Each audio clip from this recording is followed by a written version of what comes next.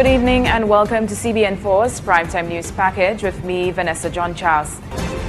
In its end-of-year statement, the ODM says as we come to the end of 2015, we need to reflect on our risk, exposure and vulnerability as a country to the many hazards that we face.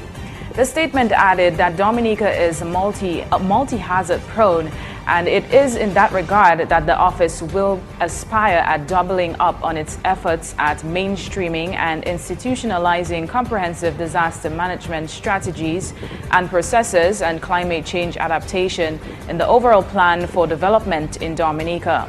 The ODM says Tropical Storm Erica struck a devastating blow to the very fabric of the island, exposing the vulnerability to hydromet hazards, the most frequent hazard on record. It says Dominica is exposed and vulnerable to both natural and man-made hazards. Example, volcanic unrest, earthquakes, tsunamis, and man-induced hazards such as fires, oil spills, terrorism, and health epidemics that requires us to pay close attention and to continue to plan.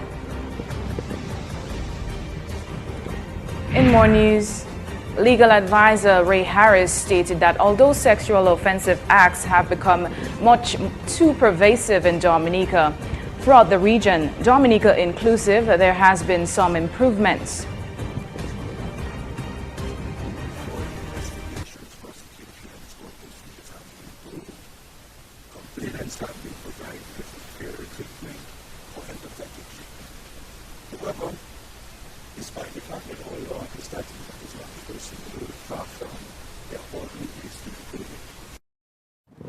In an effort to improve the law and address the rapid increase of sexual offences acts in Dominica, a small committee have been organized by the Ministry of Justice, chaired by Harris.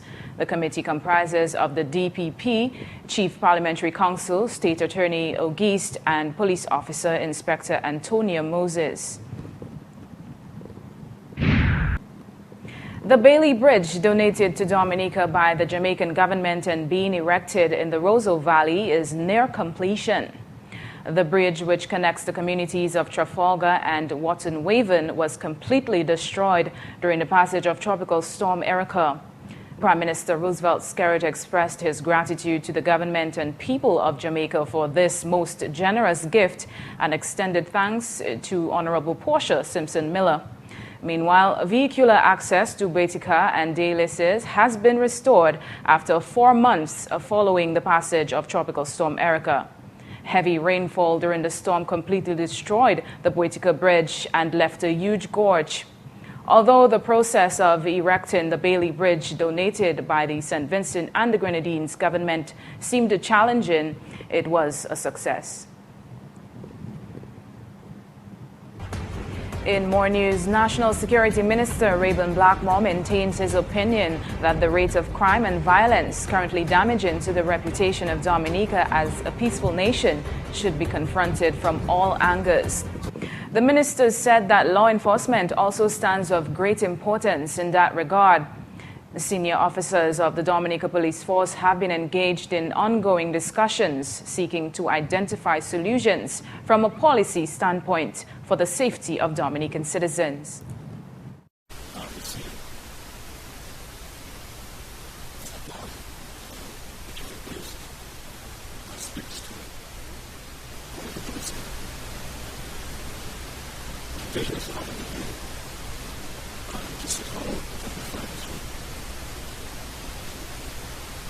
Say that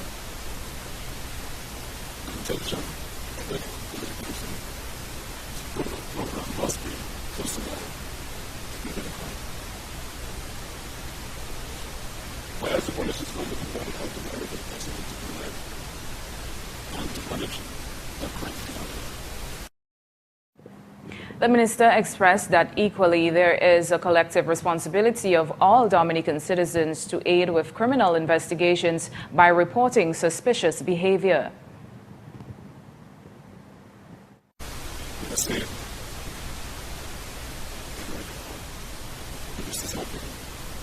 something. But how does that something? The response was made quick and decisive.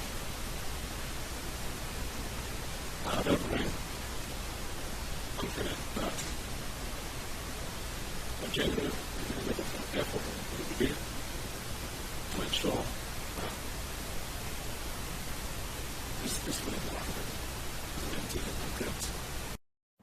As Minister with responsibility for justice, immigration and national security, the minister assures that he is committed to the task. Despite the fact that Whitchurch IGA Supercenter's Portsmouth branch is struggling, Managing Director of the company, Gary Ed, says the business is very much alive. Ed says despite the tough times for the branch, he is hopeful that it will continue. It has a good clientele, and it's a separate entity, but it is a good step for the future. Everybody is in Roseau, so we decided that we would branch out and use the land that we have owned for some time, and not only that, give an opportunity to a number of people to be gainfully employed. We've been there through thick and thin all those years, and according to Ed, he regards the Portsmouth branch as a good investment. However, some investments reap rewards faster than others. Ed said the business is only 3 years old and they will continue to move ahead slowly. We've been there through thick and thin all those years, and we hope that you'll continue to support us as we have, because don't forget our credit facilities have assisted a lot of smaller enterprises to start their businesses and employ people, and we certainly intend to do that and to continue with that, and hope that you will be judged on our performance. Whitchurch IGA Supercenter's branch in Roseau recently celebrated its 40th anniversary. In more news, investigations are continuing into a motorcycle accident over the weekend, which has left one man nursing serious injuries at the Princess Margaret Hospital. Police Public Relations Officer Sergeant Pelham John Baptist has more. The police are carrying out investigations into a motor vehicular collision which occurred about 6:50 p.m. on Saturday, the 26th of December 2015, and which has left Troy Shillingford, male adult of Stock Farm, nursing internal and external injuries. The collision occurred on the Edward Oliver Libler Highway, north of Codebistry, in an area known as Gel Lyon. At the time, Shillingford was the rider of a Triumph street bike, registration number PI 908. According to John Baptist, it is alleged that Shillingford lost control of the street bike and collided with a rock.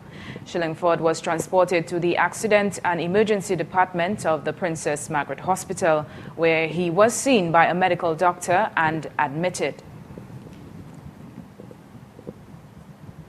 In more news, police has launched an investigation into the armed robbery of a 50-year-old Chinese lady. Police Public Relations Officer Sergeant Pelham John Baptist has the details. About 7:20 p.m. on Wednesday, 23rd of December 2015 at Faucole, she was attacked and robbed of an unspecified amount of cash, 2 iPhones, bank cards, and other personal items by 3 individuals wearing masks and armed with firearms. The victim sustained a gunshot wound to her right knee.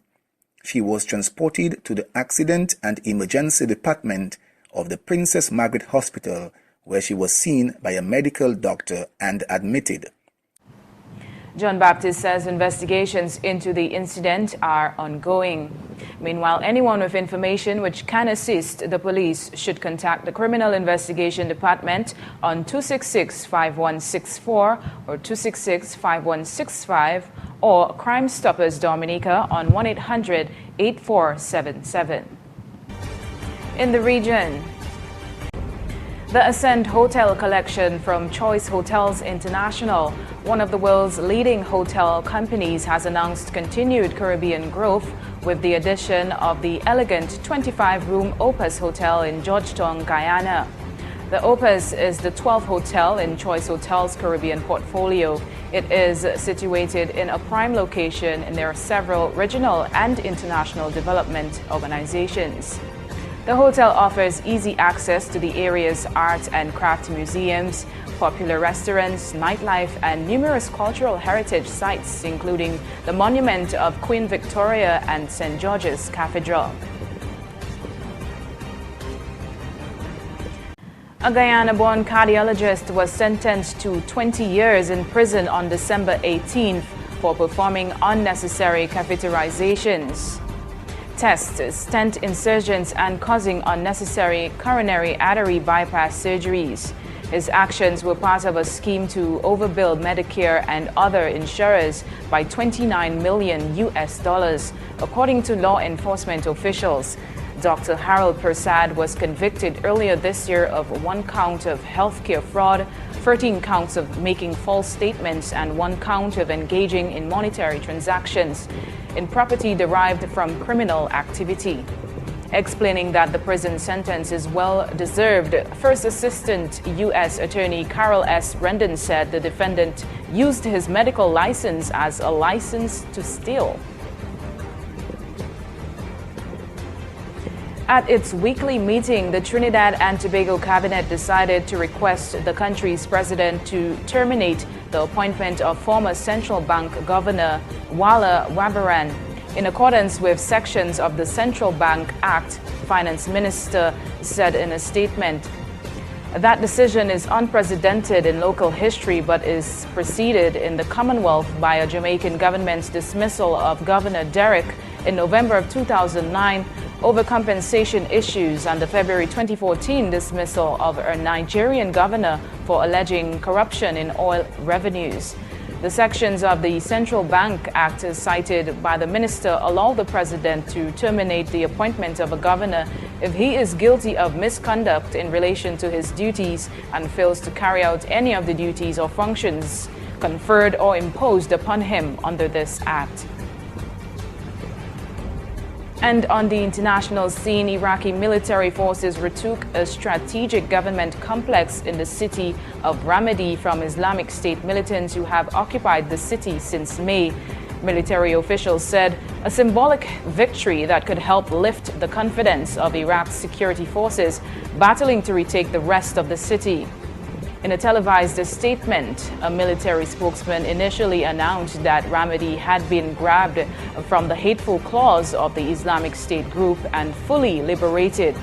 But head of the military operations in Anbar quickly clarified that government forces had only retaken a strategic government complex and that parts of the city remained under ISIS control.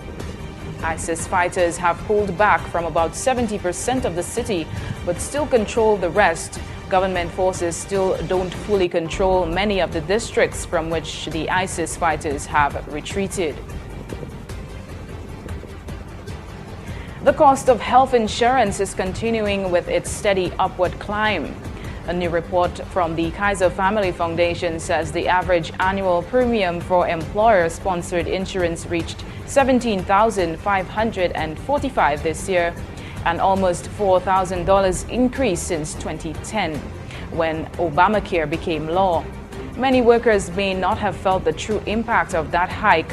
Their employers often pay part, if not all, their premiums. But employer-sponsored insurance is really just another form of compensation. Higher premiums eat up cash that could have gone to increase a worker's wages or boost his or her retirement account. President Obama promised that his brand of health reform would reduce health costs for the average family by $2,500. 5.5 years in, Obamacare has achieved nothing of that sort.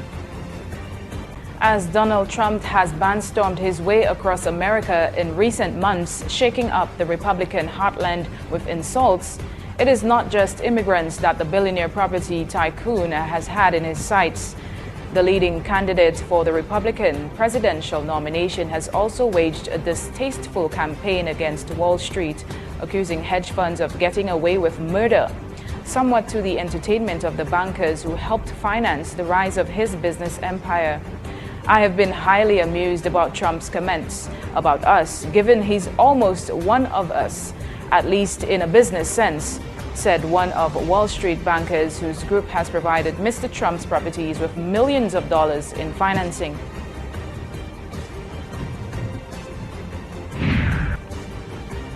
Up next is Alian Christopher with the Sports Report.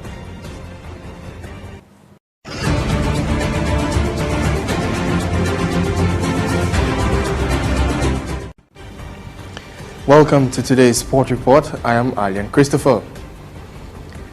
West Indies are in big trouble after Australia piled up a huge 459-run lead with 2 days left in the second test. Australia dismissed West Indies for 271 and a 280-run first innings lead as skipper Steve Smith preferring to recharge his bowlers and bat a second time. By close on the third day, Smith had led the Australians to 179 for 3 with an unbeaten knock of 70.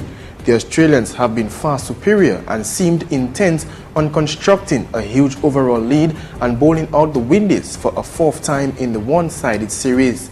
The Australians went about chasing quick runs and lost wickets along the way. Both openers were gone by the 11th over as the West Indies bowlers enjoyed their best spells of the series. Skipper Jason Holder had first innings centurion Joe Burns caught by Craig Brathwaite at second slip for 4. Debutant Carlos Brathwaite followed up with the prized wicket of David Warner. First innings centurion Osman Khawaja played some improvised stroke making for his breezy 56 of 61 balls before he was caught behind, attempting to paddle Holder behind the wicket. But despite their dreadful position, the Windies showed more resolve against the odds of the third day. Australia crushed the Windies by an innings and 212 runs in the first test in Hobart and have lost only 10 wickets for over 1,000 runs in 3 incompleted innings. And West Indies women's captain Stephanie Taylor stroked her second half century and went past 200 runs as she helped Sydney Thunder beat DeAndre Doughton's Perth Scorchers by 22 runs in the inaugural Women's Big Bash League. Opting to bat first at the Wacker, Thunder got up to 139 for 3 of their 20 overs before limiting Scorchers to 117 all out with 5 balls remaining in the innings to win their first game in the 3 outings. Taylor top scored with 59 from 49 balls with 7 fours and added 85 of 77 balls for the first wicket with Rachel Haynes, who scored 33 from 37 deliveries. When Haynes was run out by Doughton, Taylor added a further 28 for the second wicket with captain Alex Blackwell, who made 26 not out before finally perishing in the 17th over to fast bowler Catherine Brunt, who finished with 2 for 20 from her 4 overs. Doughton went wicketless from 4 overs of medium pace, which costed 34 runs. In reply, Scorchers got a cameo top score of 25 and 20 from 20 balls from Doughton, but she was the only one to pass 20 as the innings declined badly. Taylor claimed 1 for 23 from her 4 overs of off-spin. The Jamaican now has 237 runs from 6 innings at an average of 47. The world's fastest man, Usain Bolt, has predictably claimed the International Sports Press Association Male Athlete of the Year award after leading the polls for most of the way. The award is the third such for Bolt after awards in 2012 and 2013. Cuban pole vaulter Yarisley Silva was recognized as the Female Athlete of the Year. The Jamaican star successfully defended his title at the IAAF World Championships in Beijing last August, while Silva won the pole vault gold medal at the Pan American Games. Bolt was followed in voting by Lionel Messi, and Silva finished ahead of Colombian Catherine Ibaguen.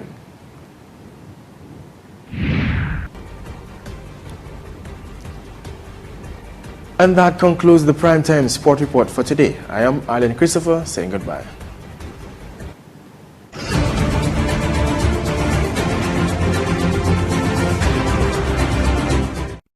Thank you, Alian. Stay tuned for the weather report coming up next.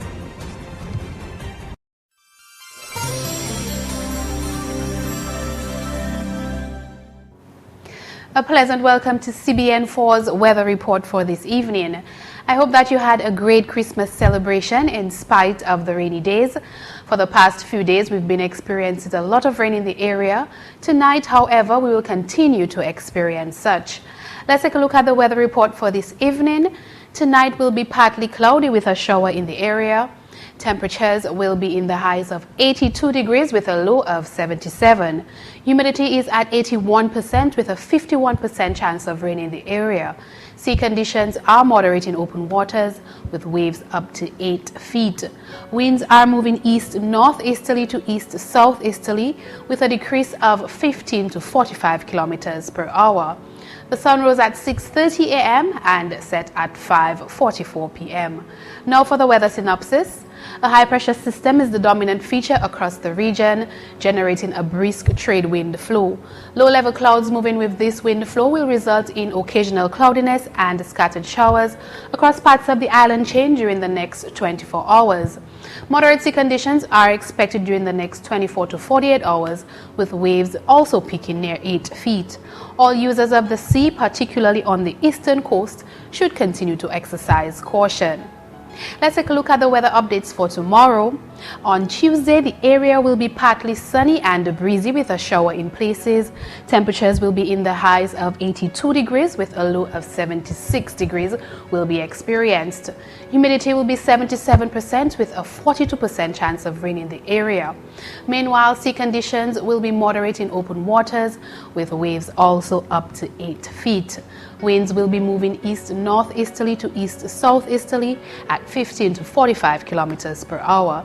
Sunrise will be at 6:31 a.m. and will set at 5:45 p.m. Let's take a look at the 3-day forecast. Wednesday, I wish I could say that Wednesday is going to be a beautiful day. Instead, expect the area to be more cloudy than sunny, also breezy with a shower in the area. Temperatures will be consistent with yesterday with a high of 82 degrees and a low of 76%. Humidity will be at 80% with a 52% chance of rain in the area. Meanwhile, sea conditions will be moderate in open waters with waves up to 8 feet. Winds will be moving east-northeasterly to east-southeasterly at 15 to 45 kilometers per hour. Sun will rise at 6:31 a.m. and will set at 5:45 p.m.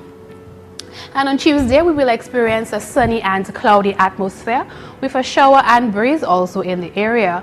Temperatures will change to 82 degrees high with a low of 77 degrees.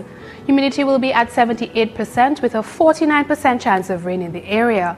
Meanwhile, sea conditions will be moderate in open waters with waves up to 8 to 10 feet. Winds will be moving east-northeasterly to east-southeasterly at 15 to 40 kilometers per hour. Sun will rise at 6:31 a.m. and will set at 5:46 p.m. And that's all the weather report for this evening. Thank you for joining us. Until next time, have a good night.